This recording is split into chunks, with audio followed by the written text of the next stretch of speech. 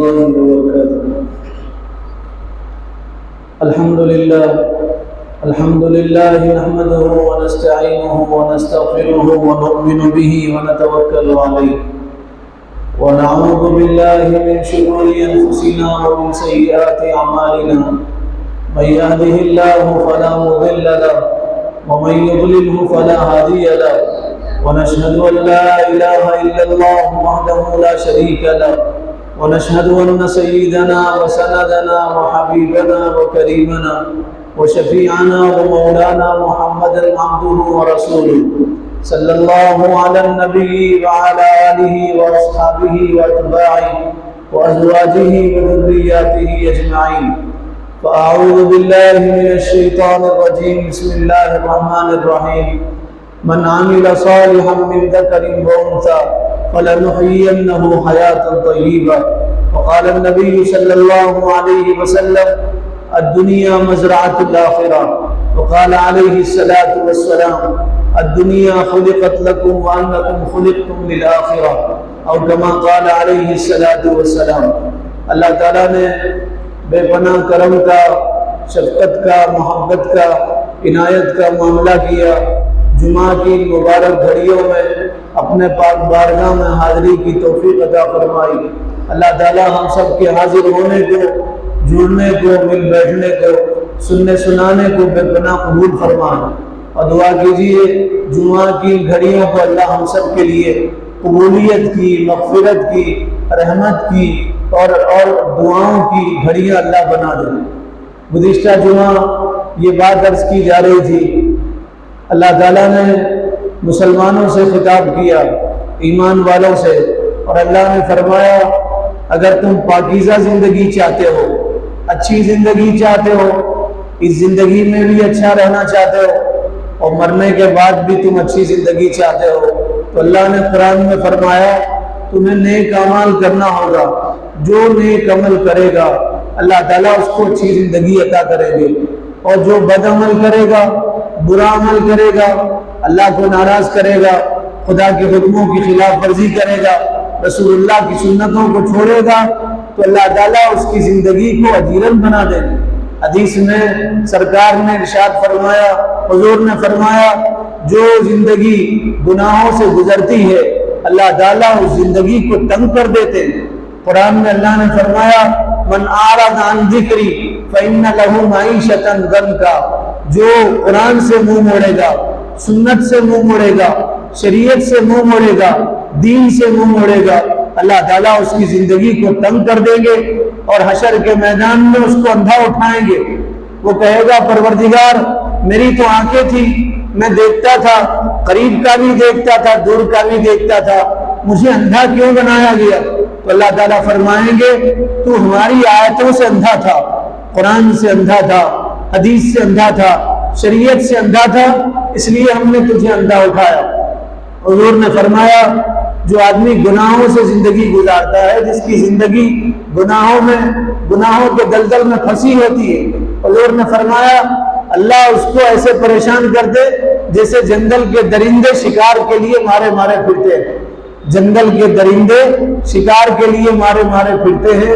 اللہ تعالیٰ گناہوں کی زندگی گزارنے والوں کو ایسے ہی دنیا میں پریشان رکھتے ہیں. فرمایا اچھی زندگی گزارو تو تمہاری موت بھی اچھی ہوگی، موت کے بعد والی زندگی اچھی ہوگی. تم نیک عمل کرو تو تمہاری زندگی میں اللہ تعالیٰ سکون عطا کریں گے، چین عطا کریں گے. آپ تاریخ پڑھو، صحابہ کی تاریخ پڑھو، ان کے پاس کچھ نہیں تھا، پہننے کپڑے نہیں تھے، کھانا ان کے پاس میں نہیں تھا، علاج کے لیے دوا ان کے پاس نہیں تھی، رہنے کے لیے گھر ان کے پاس نہیں تھا، زمین پہ لیٹتے تو ان کو نیند آ جاتی تھی. حضرت عمر کے بدن میں 17 پیوند تھے. حضرت عمر جمعہ کا خطبہ دے رہے تھے اور جمعہ کا خطبہ دیتے ہوئے ایک صاحب نے حضرت عمر کے کپڑوں کے پیوند کو شمار کیا تو 17 پیوند تھے، یعنی 17 جگہ سے کپڑا پھٹا ہوا تھا اور اس میں پیوند لگا تھا. اور آدھی دنیا کے بادشاہ تھے اور سو جاتے تھے، چٹائی کی ضرورت نہیں تھی، بچھونے کی ضرورت نہیں تھی، جس زمین پہ سو جاتے تھے اللہ تعالیٰ ان کو سکون عطا فرماتے تھے اور انہیں نیند آ جاتی تھی. ان کا تعلق اللہ سے تھا، رات ان کی مسلح پہ گزرتی تھی، دن ان کا گھوڑے کی پیٹھ پہ گزرتا تھا. زندگی میں سکون تھا. راحت تھی ان کی، ایک وقت کا کھانے کے بعد دوسرے وقت کے کھانے کے لیے ان کے پاس انتظام نہیں تھا، لیکن ان کے یہاں راحت تھی، دنیا کی سب سے بڑی دولت ان کے پاس تھی، اطمینان ان کے پاس تھا۔ آج پوری دنیا اطمینان حاصل کرنے کے لیے پریشان، چاند پہ لوگ پہنچے اس لیے پہنچے ہمیں سکون ملے، اور چاند پہ پہنچنے کے بعد بھی ان کو سکون نہیں ہے، راحت نہیں ہے۔ آپ نے سنا ہندوستان چاند پہ پہنچ گیا اور چاند کے اس حصے میں پہنچا جہاں آج تک کوئی نہیں پہنچ سکا۔ بتاؤ چاند پہ پہنچنے کے بعد کیا ہندوستانی حکومت یہ دعویٰ کر سکتی ہے کہ ہمارے یہاں کے لوگ اب ان کو اطمینان ہو گیا، اب ان کو سکون مل گیا، اب ان کو راحت مل گیا، اب ان کو کوئی ٹینشن نہیں ہے اور ان کو کوئی غم نہیں ہے اور ان کو کوئی فکر نہیں؟ چاند پہ پہنچنے کے بعد فکر زیادہ بڑھ گئی، چاند پہ پہنچنے کے بعد بے سکونی زیادہ ہو گئی۔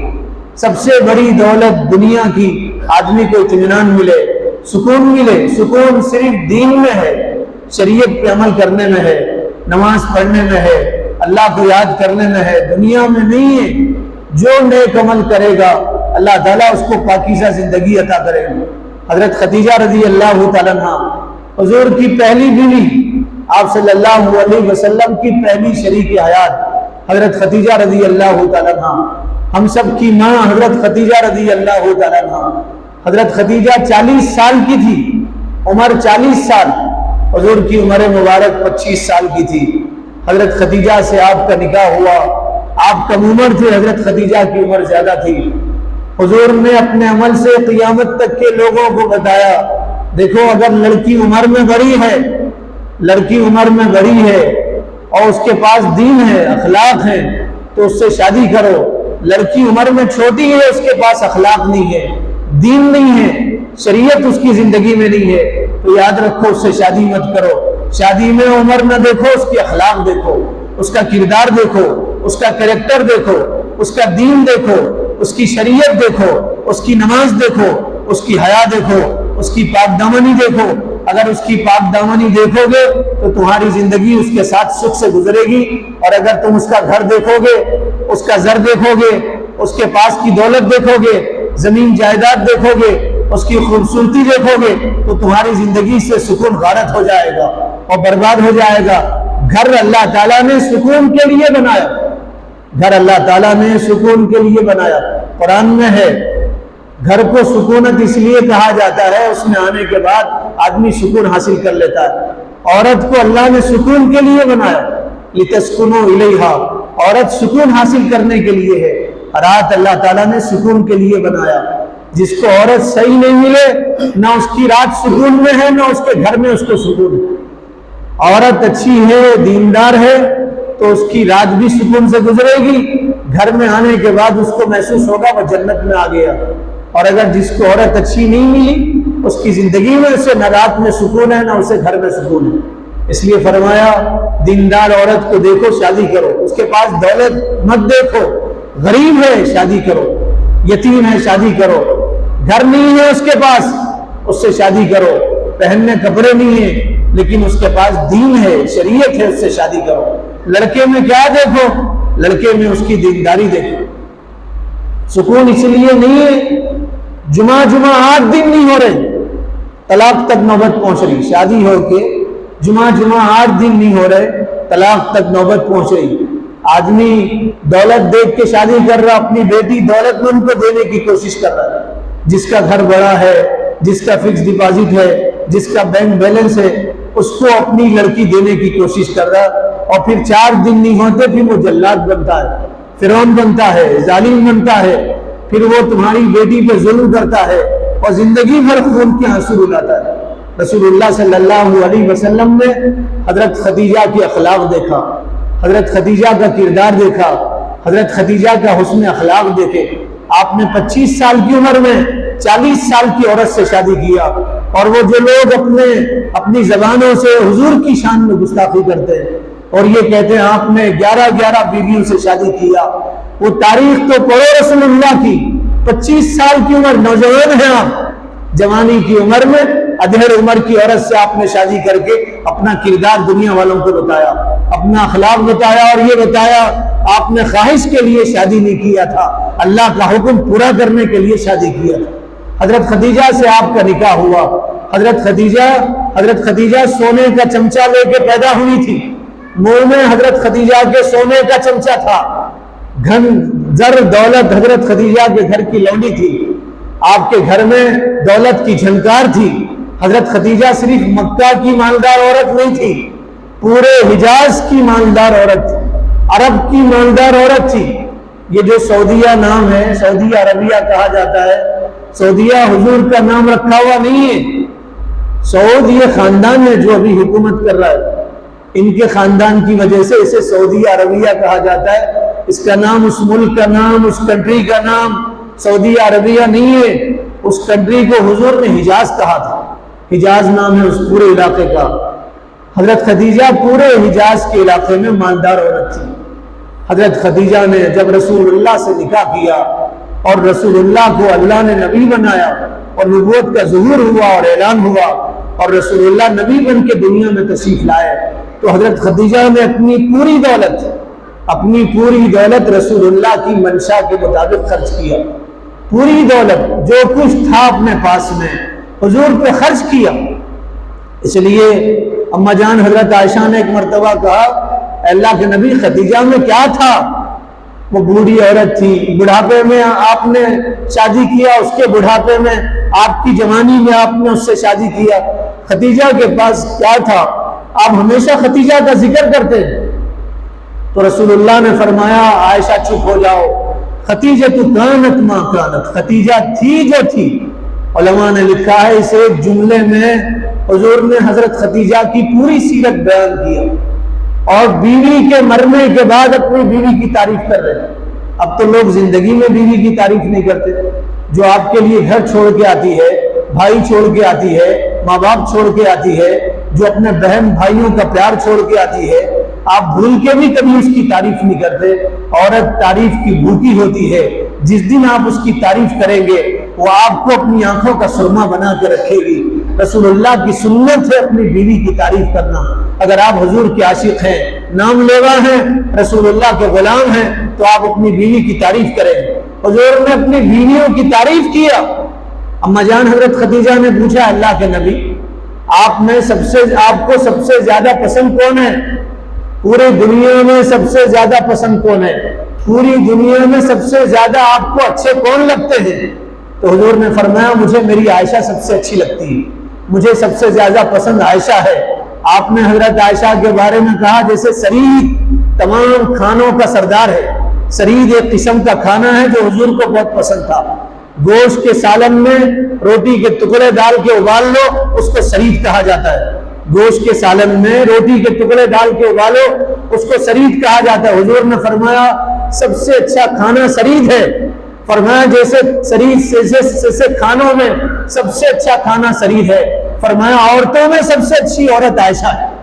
آپ اپنی بیوی کی تعریف کر رہے ہیں، آپ عائشہ کے سامنے تعریف کر رہے ہیں رضی اللہ تعالیٰ عنہا.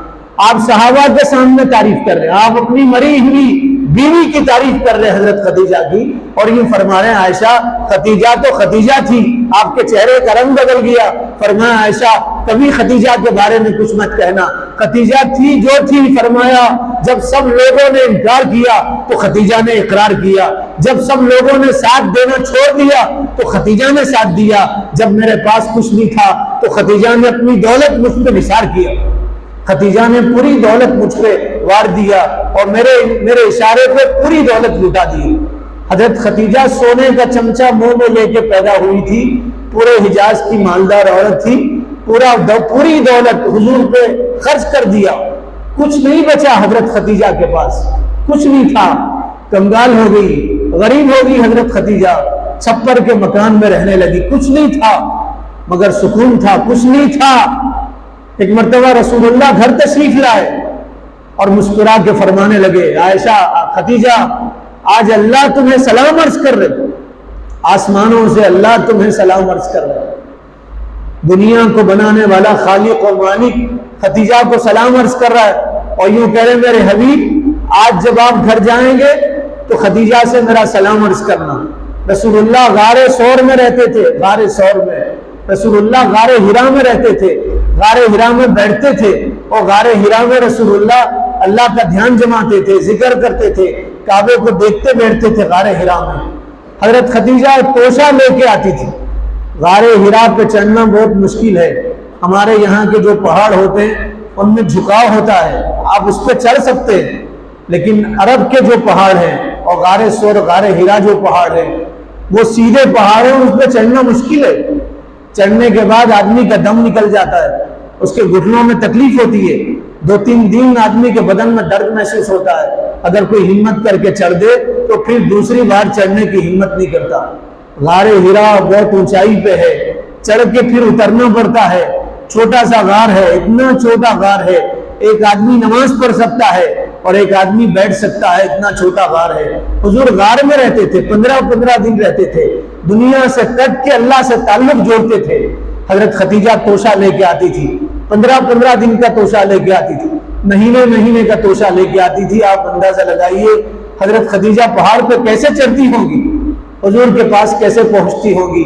15 دن کے بعد جاتی تھی، 8 دن کے بعد جاتی تھی، توشہ لے کے جاتی تھی۔ اکیلا چڑھنا مشکل ہے، بوجھ لے کے چڑھنا اور زیادہ مشکل ہے۔ حضرت خدیجہ توشہ لے کے چڑھتی تھی حضور کے پاس۔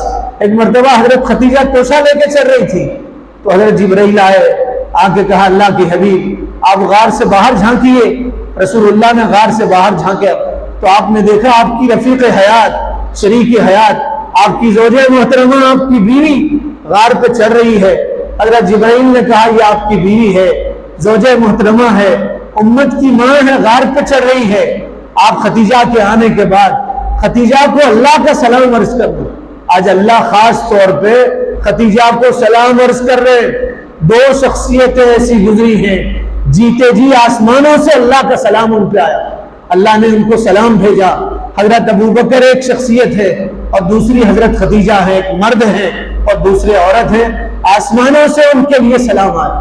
اور دونوں کی زندگی آپ پڑھیے، دونوں نے اپنا مال رسول اللہ پہ لٹا دیا اور خرچ کر دیا، اور دونوں رسول اللہ کے لیے کنگال بن گئے۔ ایک حضرت خدیجہ کنگال ہو گئی، اللہ نے سلام بھیجا، دوسرا حضرت ابوبکر کنگال ہو گئے، حضور نے فرمایا اللہ کے لیے مال خرچ کرو، پورا گھر اور گھر کا ساز و سامان اور گھر کے کپڑے اور گھر کی پوری دولت لا کے حضور کے قدموں میں ڈال دیا۔ فرمایا رسول اللہ نے ابوبکر کیا چھوڑ کے آئے ہو؟ کہا اللہ کے نبی اللہ اس کے رسول کا نام چھوڑ کے آیا ہوں۔ حضرت ابوبکر نے ٹاٹ کا کپڑا پہنا تھا، ببول کے کانٹے لگائے تھے، حضرت جبرائیل ٹاٹ کا کپڑا پہن کے آئے۔ پوچھا ابوبکر، پوچھا جبرائیل تم تو آسمان کے مخلوق ہو، نورانی مخلوق ہو، تم ہمیشہ داہیا کلبی کی شکل میں آتے تھے، سفید کپڑے پہن کے آتے تھے، آج ٹاٹ کا کپڑا پہن کے کیوں آئے؟ تو حضرت جبرائیل نے کہا ابوبکر نے ٹاٹ کا کپڑا پہنا، اللہ اس کے رسول کی محبت میں اللہ نے سارے فرشتوں سے کہا آج ٹاٹ کا کپڑا پہنو ابوبکر کی نقل میں، ابوبکر نے ٹاٹ کا کپڑا پہنا، تم بھی ٹاٹ کا کپڑا پہنو، پورے آسمان کے فرشتوں نے ٹاٹ کا کپڑا پہنا ہے۔ پھر حضرت جبرائیل نے کہا ابوبکر آ رہے ہیں، ان کو اللہ کا سلام عرض کرنا۔ حضرت ابوبکر آئے اور کہا حضور نے ابوبکر آج اللہ نے آپ کو خاص سلام عرض کیا۔ حضرت ابوبکر کے بدن میں راشا طاری ہوا، خوشی سے جھومنے لگے، کہنے لگے کیا اللہ نے مجھے سلام بھیجا ہے؟ حضور نے فرمایا ہاں ابوبکر، اللہ نے آسمانوں سے تمہیں سلام بھیجا ہے۔ کچھ نہیں تھا آسمانوں سے سلام آتا تھا، کچھ نہیں تھا، اللہ نے ان کی زندگی کو پاکیزہ بنایا تھا، کچھ نہیں تھا، ظاہری اسباب نہیں تھے، مال و دولت نہیں تھا ان کے پاس، لیکن ان کے پاس نیک اعمال تھے، خدا رسول کی سچی محبت تھی، اللہ تعالیٰ نے ان کی زندگیوں کو پاکیزہ بنایا۔ قیامت تک اللہ نے دستور بنایا، اصول بنایا، اسوہ بنایا، قدوہ بنایا، اور فرمایا جو نیک عمل کرے گا اللہ اس کی زندگی کو پاکیزہ بنا دیں گے، جو نیک عمل کرے گا اللہ تعالیٰ اس کی زندگی کو پاکیزہ بنا دیں گے۔ ایک صحابی حضور کی مجلس میں آتے تھے اور بیٹھتے تھے، کالے کلوٹے تھے، قد ان کا کم تھا، گھنگریالو بال تھے ان کی، خوبصورتی کی کوئی چیز ان کے بدن میں نہیں تھی، خوبصورتی کی کوئی چیز ان کے بدن میں نہیں تھی، سر کے بالوں سے پیر کے ناخن تک عیب ہی عیب ان میں تھے، ایک آنکھ کے کانے تھے، چلتے تھے تو پیروں میں ان کے لنگڑاہٹ تھی، چلیلون ان کا نام تھا، رنگ ان کا کالا تھا، دیہات کے رہنے والے تھے، بعض لوگوں نے لکھا ہے حبشہ کے رہنے والے تھے، مدینے کے نہیں تھے، مکہ کے نہیں تھے، عرب کے نہیں تھے، حبشہ کے رہنے والے تھے، قد ان کا چھوٹا تھا، حضور کی مجلس میں آتے تھے، رسول اللہ کو دیکھتے تھے، سینے کو ان کے ٹھنڈک ملتی تھی، اطمینان حاصل ہوتا تھا، حضور کی محبت میں آتے تھے، بیٹھتے تھے، رسول اللہ کا دیدار کر کے سمجھتے تھے مجھے دنیا کی سب سے بڑی دولت مل گئی۔ کچھ نہیں تھا، بدن میں ایک جوڑ کپڑے تھے، اس کے علاوہ کچھ نہیں تھا، نہ ان کا گھر تھا نہ ان کا در تھا، نہ ان کے عزیز تھے نہ قریب تھے، اکیلے تھے، نہ ان کے خاندان کے کوئی لوگ تھے، اکیلے تھے، مدینے میں صفہ چبوترے پہ پڑے رہتے تھے، کوئی کھجور دیتا کھا لیتے، کہیں سے ستو آ جاتا کھا لیتے، پانی مل جاتا پی لیتے، کچھ نہیں آتا تو روزہ رکھ لیتے اور صفہ چبوترے پہ پڑے رہتے تھے۔ آج بھی جب آپ مدینہ منورہ جائیں گے، وہ محبتوں کی سرزمین پہ جائیں گے، محبت کے شہر میں جائیں گے، مدینہ جائیں گے جہاں ہر مسلمان کو جانے کی تمنا ہوتی ہے، آپ جائیں گے رسول اللہ کے روزے کے پیچھے سائڈ میں چبوترا بنا ہے، اس چبوترے پہ بیٹھیں گے، آپ کو رونا نہ آئے تو آپ کہنا وہ چبوترا جس پہ صفہ جس پہ صحابہ بیٹھتے تھے، جس کا کوئی نہیں ہوتا تھا صفہ چبوترے پہ پڑے رہتے تھے، جن کا خاندان نہیں ہوتا تھا، گھر نہیں ہوتا تھا، صفہ چبوترے پہ پڑے رہتے تھے، 70 صحابہ، بعض علماء نے لکھا ہے 150 صحابہ، وہ نبوت کے طلبگار، نبوت کے علم کے طلبگار، حضور کے شاگرد رسول اللہ کے وارث صفہ چبوترے پہ پڑے رہتے تھے۔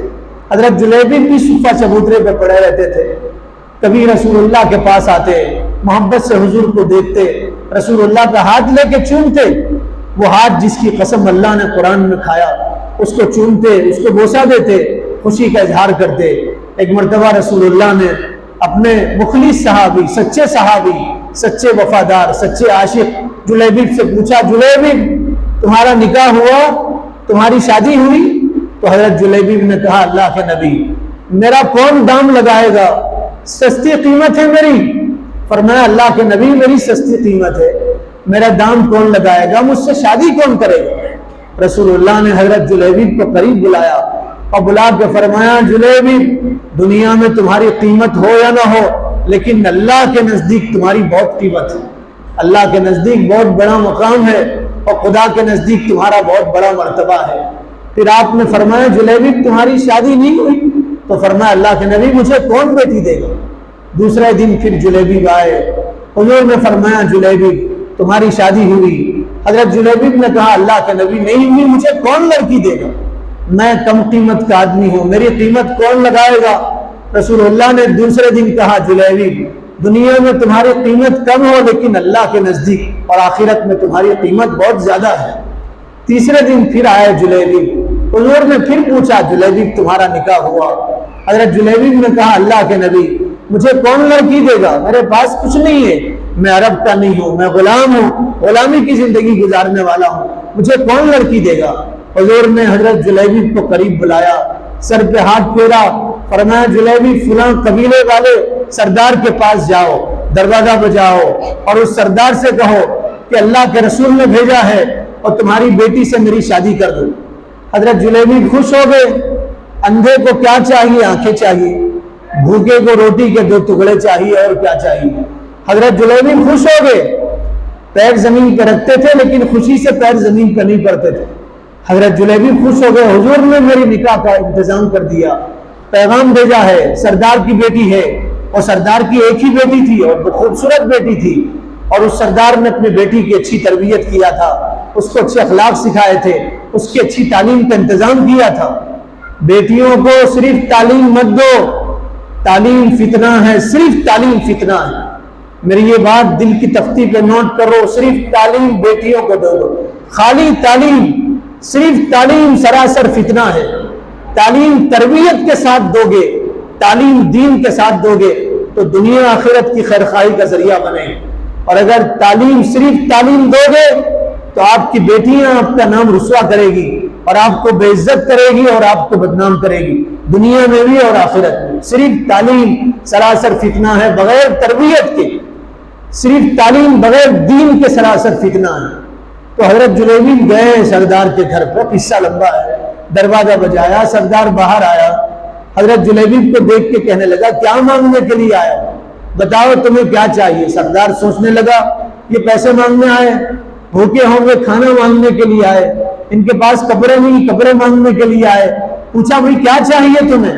تو حضرت جلیبیب نے کہا تمہارے دروازے پہ لوگ خود سے آتے ہیں، آج میں نہیں آیا، مجھے اللہ کے حبیب نے بھیجا ہے، کائنات کے سردار نے بھیجا ہے، ساقی کوثر نے بھیجا ہے، رحمت للعالمین نے بھیجا ہے، شفیع المذنبین نے بھیجا، اللہ کے رسول نے مجھے بھیجا ہے. تو سردار چونک گیا، ادب سے کھڑا ہوا، پوچھا اللہ کے رسول نے کیوں بھیجا ہے، میرے دروازے پہ کیوں بھیجا ہے؟ تو حضرت جلیبیب نے مسکرا کے کہا حضور نے رشتہ دے کے بھیجا ہے، تمہاری ایک لڑکی ہے، رسول اللہ نے مجھے بھیجا ہے کہ تم اپنی لڑکی کا میرے ساتھ نکاح کر دو اور شادی کر دو.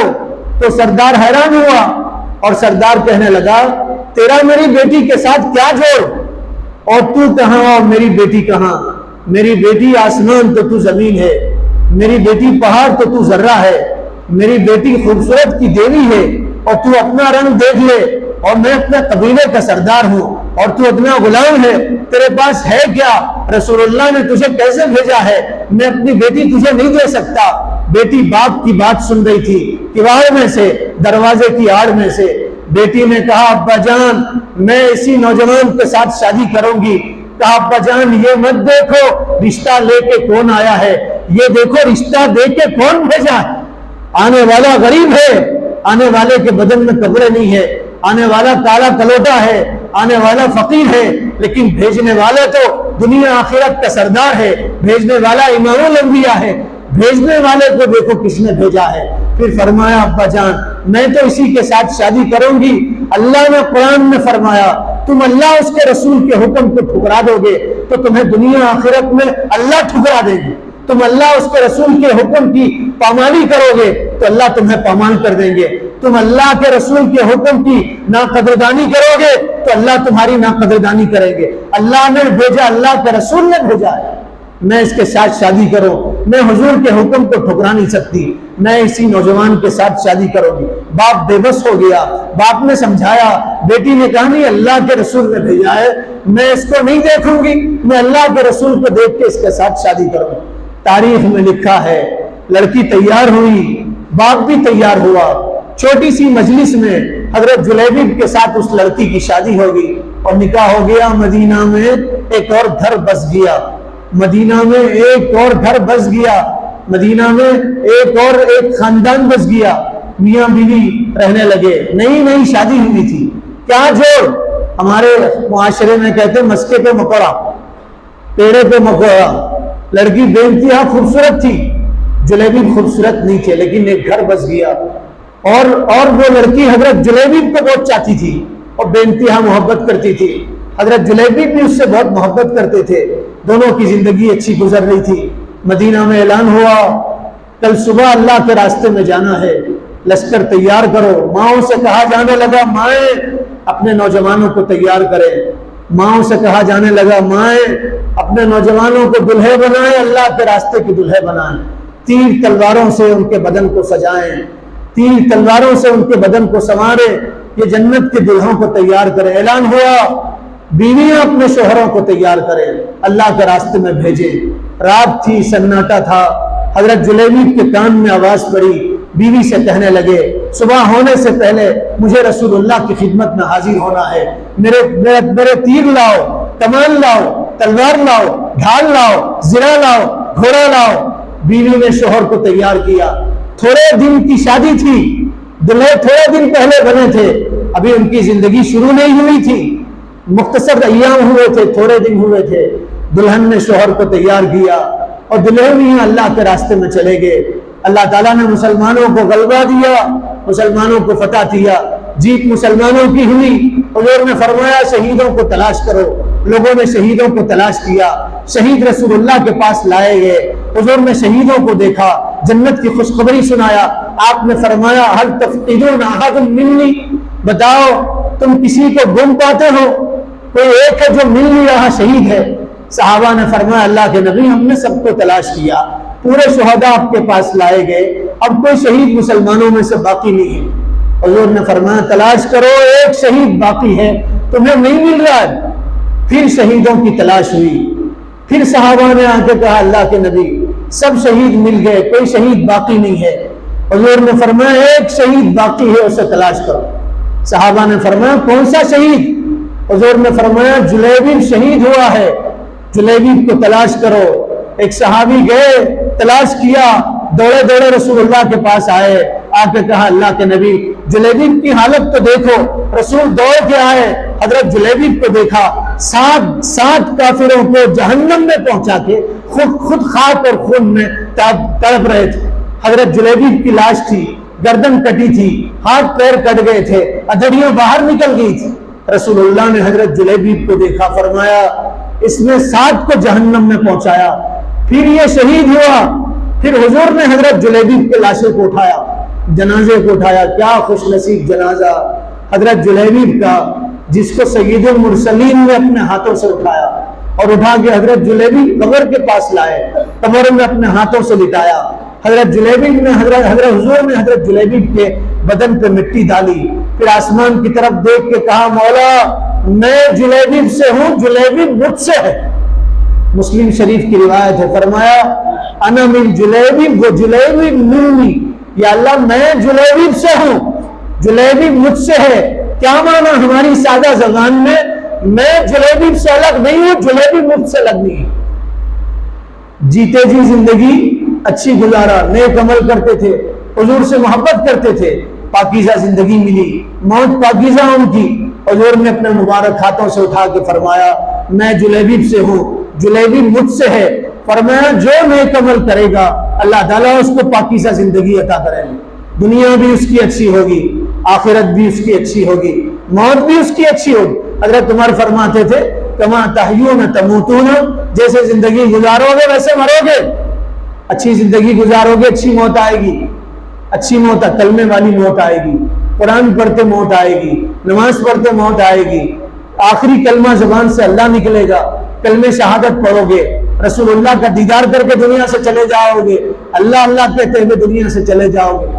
کما تحیون تموتون، جیسے زندگی گزارو گے مرو گے، وہ کما تموتون تحشرون، اور جیسے مرو گے ایسے حشر کے میدان میں اٹھائے جاؤ گے۔ اس لیے اگر ہم اچھی زندگی چاہتے ہیں تو اس کے لیے اچھے اعمال کریں، اچھی زندگی ہوگی۔ بد عملوں سے زندگی بد ہوتی ہے، اولاد نافرمان ہوتی ہے، زندگی جہنم بنتی ہے، بیوی مسلط ہوتی ہے، دوسرے لوگ ستاتے پریشان کرتے ہیں۔ نیک عمل کرو گے تو اللہ تعالیٰ پاکیزہ زندگی عطا کریں گے۔ دعا کیجیے اللہ تعالیٰ عمل کی توفیق عطا فرما دے۔ جو حضرات سنتوں سے فارغ نہیں ہوئے ان سے گزارش ہے